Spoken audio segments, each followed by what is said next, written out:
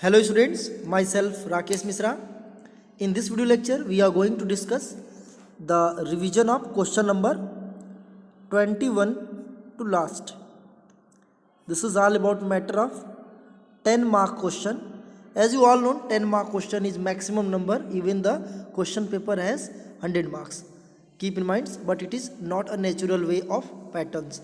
Actually, the maximum marks of the question may be 5 marks. Keep in mind, when the standard paper may have the 70 marks, the maximum mark if 100, then there will be the maximum mark for a single question may be possible up to 10. But if, as you all know, the natural pattern of maximum marks in class 11th and 12th for physics, chemistry and biology is 70 marks. Keep in mind, so the highest number that you are going to study as a 10 marks is actually the 5 marks question, even if you have the question paper 70 marks. Keep in mind, this is all about matter of class 11th subject biology and unit second that you have recently appeared as an examination for 2021. Keep in mind, since long time you are far away from the pen paper test, from the physical class and for the physical examination. So after lot of time you have get the opportunity to do the pen paper test, and also it's time to check whatever your preparation throughout the 9 month or throughout the preparation of 7 month. So without delay timing, let back over the question paper and revise them thoroughly. Actually, in first video lecture you have seen the revision of question number 1 to 10. In second video lecture, the question number revision of question number 11 to 15, and then the 15 to 16, that is 15 to 9, 15 to 20. Listen, the third video lecture was 16 to 20. The second video lecture was based on 11 to 15, and the first video lecture have a lot of question between 1 to 10. I hope your problems regarding 1 to 10 is over. If you have any doubt or problems from the question number 1 to 10 or 11 to 15 or 16 to 20, then you can frequently ask me in comment box. I will probably able to solve your problems in next video lecture or make the separate video lecture. If you have need of link, video link that you have missed actually through the online classes, or your YouTube application do not support for that video from my channels, then you can frequently demand for that link. I will also provide that video link in the description box with the next video or the same video. So without delay timing, let back over the question number 21. Listen, these are the different questions that I have recently done through the different video lecture. Actually, the last question was question number 20 about retrogressive metamorphosis, and that was the question based on the sections B. The last question of section B was retrogressive metamorphosis, that was actually explained in previous video lecture. Now back, and it's time to show the long answer type question. The long answer type question, the first is the explain the following in detail. You have option the glycolysis और TCA, दोनों में से कोई एक करना था, या तो ग्लाइकोलिसिस करना था या फिर TCA करना था. ठीक है, तो ग्लाइकोलिसिस के स्टेप्स काफ़ी लंबे हैं. फिलहाल यहाँ पे थोड़ा बहुत मैं हिंट आपको दे दूँ. यहाँ पे आपको एंजाइम की बातें बिल्कुल अगर याद नहीं आई है तो आप उसको मिस मत करिएगा. एंजाइम के बारे में कुछ भी नहीं लिखना था. ठीक है, there is no need to show the enzyme, but as you all know glucose से क्या बनता है, ग्लूकोज 6 फॉस्फेट. ध्यान देना है, ग्लूकोज से क्या बनता है, ग्लूकोज 6 फॉस्फेट. कब बनता है, जब यहाँ पे ATP ब्रेक होगा. ठीक है, ग्लूकोज 6 फॉस्फेट से क्या बनता है, फ्रुक्टोज 6 फॉस्फेट, जबकि बीच में कोई ATP ब्रेक नहीं होती. फ्रुक्टोज 6 फॉस्फेट से क्या बनता है, फ्रुक्टोज 1,6 बाई फॉस्फेट, बीच में एक बार और ATP ब्रेक होती. अब ये एल्डोलेज के प्रेजेंस में, ध्यान से सुनना है, एल्डोलेज के प्रेजेंस में fructose 1,6 by phosphate glyceraldehyde 3 phosphate में कन्वर्ट हो जाता है. 2 मॉलिक्यूल ग्लिसरल्डिहाइड 3 फॉस्फेट. ये कुछ समय के लिए, थोड़े समय के लिए क्या बनाता है, ये बनाता है डाईहाइड्रॉक्सी एसीटोन फॉस्फेट, डाईहाइड्रॉक्सी एसीटोन फॉस्फेट. और ये डाईहाइड्रॉक्सी एसीटोन फॉस्फेट दोनों ग्लिसरल्डिहाइड 3 फॉस्फेट से बनता है, यानी कि 2 मॉलिक्यूल डाईहाइड्रॉक्सी एसीटोन फॉस्फेट बनता है. अब ये ग्लिसरल्डिहाइड 3 फॉस्फेट क्या बनाता है, ये ग्लिसरल्डिहाइड 3 फॉस्फेट बनाता है 3 फॉस्फोग्लिसरिक एसिड. ठीक है, और यहाँ पे NADPH2 यहाँ पे इन्वॉल्व होता है, और ये NADH2 की सिंथेसिस होती है. NADH2 जो 3 ATP के इक्वल होता है, सबको पता है, और एक फास्फोरस यहाँ पे इन होता है. ठीक है, ये 3 फॉस्फोग्लिसरिक एसिड बाद में 2-फॉस्फोग्लिसरिक एसिड में कन्वर्ट हो जाता है, 2-फॉस्फोग्लिसरिक एसिड में, ठीक है। 2-फॉस्फोग्लिसरिक एसिड 2 मॉलिक्यूल फॉस्फोग्लिसरिक एसिड में कन्वर्ट हो जाता है, ठीक है। अब ये 2-फॉस्फोग्लिसरिक एसिड में आइसोमेरिज्म होता है, तो यहाँ पे आपको जानना चाहिए कि ये जो 1,3-डाइफॉस्फोग्लिसरिक एसिड, ठीक है, यहाँ पे 1,3-डाइफॉस्फोग्लिसरिक एसिड ध्यान देना है कि ग्लिसरॉल्डिहाइड 3-फॉस्फेट के बाद एक जो केमिकल बनता है उसका नाम है 1,3-डाइफॉस्फोग्लिसरिक एसिड, 1,3-डाइफॉस्फोग्लिसरिक एसिड।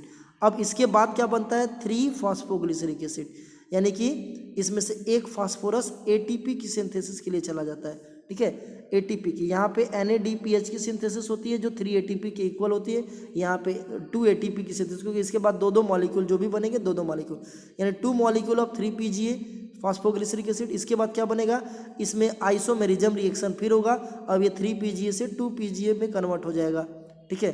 अब ये 2-फॉस्फोग्लिसरिक एसिड कैसे वाटर निकलेगा, इनोलेज के प्रेजेंस में क्या बनाएगा, फॉस्फोइनॉल पायरुवेट। इसके बाद फिर से एक बार एटीपी की सिंथेसिस होगी तो क्या बनाएगा, पायरुविक एसिड। तो ये पूरा आपको रिएक्शन का वीडियो लिंक ग्लाइकोलाइसिस का इसी वीडियो डिस्क्रिप्शन के साथ आपको मिल जाएगा, ठीक है। अगर इसमें कोई प्रॉब्लम आती है तो आप कमेंट बॉक्स में फ्रिक्वेंटली बोल सकते हैं, सर ये चीज़ें एक बार और समझा दीजिए, ब्लैक बोर्ड पे आके समझा देंगे, कोई दिक्कत नहीं होगी, ठीक है। TCA साइकिल अगर पूछा तो TCA साइकिल में मैंने बोला था कि डायरेक्ट TCA साइकिल नहीं लिखा जा सकता है, आपको एक पायरुविक एसिड बनाना पड़ेगा, पायरुविक एसिड से एसिटिल कोएंजाइम A, ध्यान से सुनना है, एसिटिल कोएंजाइम A बनाना है, जहाँ से पहले कोएंजाइम A एंट्री करता है, फिर बनता है NADH2, ध्यान देना, इससे क्या बनेगा NADH2, ठीक है। और कोएंजाइम A, पहले तो कोएंजाइम A एंटर करेगा, फिर एसिटिल कोएंजाइम A बन जाएगा, यानी कि यहाँ से एक कार्बन डाइऑक्साइड भी बाहर निकलता है, ये 2 कार्बन का कंपाउंड है। इसके बाद मैंने ट्रिक दिया था CINO, ठीक है, some simple formula making option, यहाँ पे C से सिट्रिक एसिड, ठीक है, I से isocitric acid, alpha ketoglutaric acid, succinyl coenzyme A, succinic acid, fumaric acid, malic acid, oxaloacetic acid बनता है। उसके बाद क्या बनता है, फिर एसिटिल कोएंजाइम A के साथ रिएक्ट करके फिर से सिट्रिक एसिड बना लेता है। इसमें ढेर सारे एंजाइम बार बार जो है अलग अलग टाइम पे ATP की सिंथेसिस होती थी अलग अलग फॉर्म में। यहाँ पे 2 नई बातें आपको देखने को मिलेंगी, यहाँ पे एक GTP भी बनता है और साथ में FADH भी बनता है, ठीक है, FADH, ठीक है। तो यहाँ पे फ्लेविन एडेनिन डाइहाइड्रोक्सी एसीटोन, ठीक है, डाई हाइड्रोजिनेज। तो यहाँ पे ये चीज़ें आपको जानना है कि 2 अलग अलग चीज़ें आपको बनती है, GTP भी बनती है, FADH2 भी बनती है, ठीक है। तो ये चीज़ें आपको TCA साइकिल में मिल गई। TCA साइकिल के अलग अलग नाम है, इसके और कौन नाम है, इसके नाम है क्रैब साइकिल भी है, और इसको और क्या बोलते हैं, इसको जो सिट्रिक एसिड साइकिल भी बोलते हैं, क्योंकि पहला प्रोडक्ट सिट्रिक एसिड ही होता है, ठीक है। चलो आते हैं next, explain the life cycle of gymnosperm. इसका वीडियो लिंक मैं इसके डिस्क्रिप्शन बॉक्स में दे दूंगा। फिलहाल जिम्नोस्पर्म में आपको ये जानना है कि जिम्नोस्पर्म में क्या होता है, साइकस हमने पढ़ा था इसकी लाइफ साइकिल में, साइकस, ठीक है। और होता क्या, उसमें हमको क्या पढ़ना रहता है, एक्चुअल में साइकस जो होता है वो यूनिसेक्सुअल प्लांट्स है, जिसमें सेक्सुअल डायमॉर्फिज्म कॉमनली देखा जाता है, ठीक है। साइकस के प्लांट्स में क्या होता है, यूनिसेक्सुअल प्लांट होता है, और इसमें जैसे डेट पाम होता है उसी तरीके से उसके प्लांट होते हैं यूनिसेक्सुअल, ठीक है। साइकस के प्लांट जो है कुछ मेल होते हैं और कुछ फीमेल होते हैं, ठीक है। जो मेल होगा उसमें क्या बनेगा, मेल कोन, और जो फीमेल होगा उसमें क्या बनेगा, फीमेल स्ट्रोबिली। इसमें मेल गैमेट्स पॉलन ग्रेन्स बनते हैं जो निकल के कहाँ पहुँचते हैं, फीमेल प्लांट्स में, और फिर यहाँ से जाइगोट बनता है। बीच में ढेर सारे इवेंट्स होते हैं जिसको माइक्रोस्पोरोजेनेसिस कहते हैं, यहाँ पे ढेर सारे इवेंट्स हो गए, मेगास्पोरोजेनेसिस कहते हैं, ठीक है। जाइगोट या तो मेल बनेगा या तो फीमेल बनेगा, अगर मेल बनेगा तो मेल कोल बनाएगा मेल प्लांट के थ्रू, और फीमेल बनेगा तो फीमेल प्लांट बनाएगा फीमेल स्ट्रोबिला के थ्रू, ठीक है। तो ये सारी बातें जो है उसी में मैंने क्लियर कर दी थी, ठीक है। जिम्नोस्पर्म की लाइफ साइकिल यहाँ से आपको मिल जाएगा। चलो अब आगे आते हैं, नेक्स्ट क्या दिया हुआ है, diagrammatically explain the alternation of generation. इसका वीडियो लिंक डिस्क्रिप्शन में मैं दे दूंगा, तो वहाँ से आप अल्टरनेशन ऑफ जनरेशन कर लेना। यहाँ पे जर्मिनेशन किसका एग्जाम्पल देना था, यहाँ पे आपको एग्जाम्पल देना था ब्रायोफाइटा का, ठीक है, बहुत ध्यान से सुनना है। ब्रायोफाइटा की लाइफ साइकिल का एग्जाम्पल दे करके अल्टरनेशन ऑफ जनरेशन आप पढ़ सकते हैं। वीडियो डिस्क्रिप्शन में उसका भी मैं लिंक आपको प्रोवाइड कर दूंगा, ठीक है। चलो आते हैं next, draw well label diagram of hypogynous, perigynous, epigynous. ये चैप्टर 5 का मैटर था। बहुत सारे स्टूडेंट पूछे सर ये किसका मैटर है, ये चैप्टर 5 का मैटर है, ठीक है। चैप्टर 5 में आपको हाइपोगाइनस अगर लिखना है तो हाइपोगाइनस क्या होता है बेटा, हाइपोगाइनस मीन्स क्या होता है, ओवरी सुपीरियर। ध्यान देना है, पहला जो पोर्शन था वो हाइपोगाइनस के लिए था। हाइपोगाइनस का मतलब क्या होता है, ovary superior. Ovary superior, ovary superior कब होता है, जब फ्लोरल अपेंडेजेस, ध्यान देना है, फ्लोरल अपेंडेजेस ये नीचे होगा, बिलो, और ओवरी कहाँ होगा, ऊपर, अबव, तो उसको बोलेंगे हाइपोगाइनस कंडीशन, जिसको ओवरी सुपीरियर बोलते हैं, ठीक है। यानी कि अगर आपको डायग्राम बनाना हो तो कैसे बनाएंगे, ध्यान देना है, ये आपको सेपल पेटल ऐसे बना लेने हैं, ठीक है। सेपल पेटल बन गया और यहाँ पे ओवरी दिखा दीजिए, ठीक है। यहाँ पे देखिए सेपल पेटल नीचे हो गया, ओवरी ऊपर हो गया, तो ये क्या हो गया, हाइपोगाइनस कंडीशन। इसको डायग्राम को ठीक ठाक बना लेना है, सेपल पेटल अच्छे से दिखा देना, ठीक है। तो ये थैलेमस वाला पार्ट नीचे हो गया और ओवरी वाला पार्ट ऊपर हो गया, ठीक है। यहाँ पे अगर हम लाइन खींचते भी हैं तो हमको क्या मिलेगा, इतना पार्ट नीचे से ग्रो कर रहा है और ओवरी हमारी ऊपर हो गई, तो ये क्या हो गया, हाइपोगाइनस कंडीशन। इसके बाद आपको क्या मिलेगा, इसके बाद कंडीशन क्या, एपीगाइनस कंडीशन, ठीक है। तो एपीगाइनस कंडीशन क्या होता है, इसको भी समझा दे रहे हैं हम। एपीगाइनस कंडीशन सेकेंड में, इसमें क्या होता है, फ्लोरल अपेंडेजेस, फ्लोरल अपेंडेजेस ये अबव होते हैं, ठीक है, ऊपर होते हैं, और ओवरी क्या होता है, ओवरी बिलो होती है, नीचे होती है, ठीक है। ओवरी क्या होती है, बिलो, नीचे होती है। यानी ये ओवरी यहाँ पे अगर हम बात करें तो इसमें ओवरी क्या होती है, इन्फीरियर होती है। इसमें ओवरी कैसी होती है, इन्फीरियर। उसको भी मैं बना दे रहा हूँ, ध्यान से सुनना है। देखो फ्लोरल अपेंडेजेस अगर ऊपर करना है तो यहाँ से फ्लोरल अपेंडेजेस आपको दिखा देने हैं, ठीक है। सेपल पेटल्स हो गए और यहाँ से ओवरी दिखा देना है, ठीक है। ये ओवरी नीचे हो गई, सेपल पेटल ऊपर हो गया। यहाँ पे लाइन अगर हम खींचते हैं तो इस लाइन में फ्लोरल अपेंडेजेस ऊपर हो गया, ओवरी क्या हो गई, नीचे हो गई, ठीक है। डायग्राम इसका वीडियो डिस्क्रिप्शन में मैं दे दूंगा, अच्छे से जहाँ पढ़ाया था मैंने। इसके बाद आपको आता है पेरीगाइनस कंडीशन, पेरीगाइनस, ठीक है, कंडीशन। ये सेमी सुपीरियर ओवरी होती है। यहाँ की होता क्या है कि ओवरी की एकदम पैरेलल, ठीक है, ये स्टिग्मा, ये स्टाइल, ये ओवरी, ओवरी के एकदम पैरेलल ही फ्लोरल अपेंडेजेस ग्रो करते हैं, ठीक है। ये सेपल पेटल्स है, एकदम इसके पैरेलल ही ग्रो करेंगे, ठीक, इसके पैरेलल ही ग्रो करेंगे एकदम, जहाँ ओवरी उसी के लाइन में perigynous condition. So that is the different position of ovary along with the floral appendages, जिसका वीडियो डिस्क्रिप्शन में लिंक सबका यहाँ पे आपको प्रोवाइड कर दिया जाएगा। यहाँ पे आपको प्रॉब्लम नहीं क्रिएट करने हैं, ठीक है। चलो आते हैं नेक्स्ट, क्या दिया है, नेक्स्ट ये दिया है explain the process of mitosis, और ये लास्ट क्वेश्चन था और इसी में डिफरेंट फीचर्स ऑफ सब क्लासेस ऑफ पाइसिस। तो फिलहाल अभी यहाँ आते हैं, explain the process of mitosis. देखो माइटोसिस बहुत इंपॉर्टेंट है, माइटोसिस और मियोसिस यही दो जो है सेल डिवीजन के टाइप है। माइटोसिस में क्या होता है, माइटोसिस के डिफरेंट स्टेजेस में क्या लिखने थे, हालांकि उसका डिस्क्रिप्शन में वीडियो मैं प्रोवाइड कर दूंगा, घबराना नहीं है, ठीक है। माइटोसिस के डिफरेंट स्टेजेस में आपको डायग्राम बनाने थे और प्लस एक्सप्लेन करना था, ठीक है। इसमें डिफरेंट स्टेजेस कौन से हैं, प्रोफेज, ठीक है, मेटाफेज, ठीक, थर्ड